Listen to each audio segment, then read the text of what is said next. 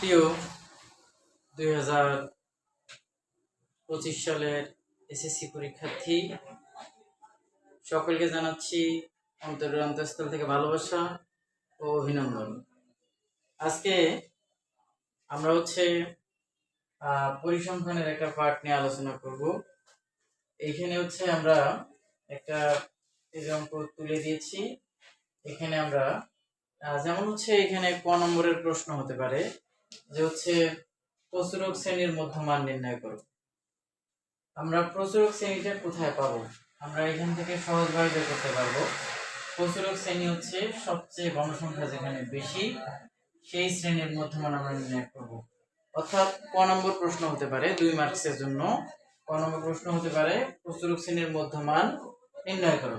আমরা প্রচুরক শ্রেণীটা আমাদের প্রচুরক শ্রেণী এটা সবচেয়ে গণসংখ্যা বেশি এখানে।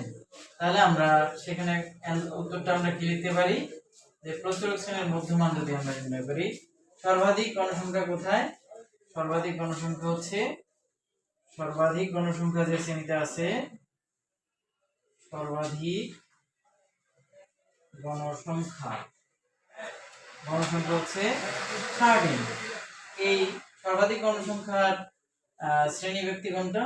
সর্বাধিক গণসংখ্যার শ্রেণী ব্যক্তি হচ্ছে 65, 69। তাহলে এটা আমরা যদি মধ্যমান নির্ণয় করতে যাই, মধ্যমান 65 প্লাস 69 বাই 2। আমরা এটা হিসাব করে নিব। এখানে 4, 13 বাই 2। আমরা এটাকে ভাগ করে নিব। ভাগ করে নিলে আমাদের কত হয়? এখানে 6, 7। তাহলে আমাদের এখানে কত হলো? আমাদের প্রচুরক শ্রেণীর মধ্যমান 67।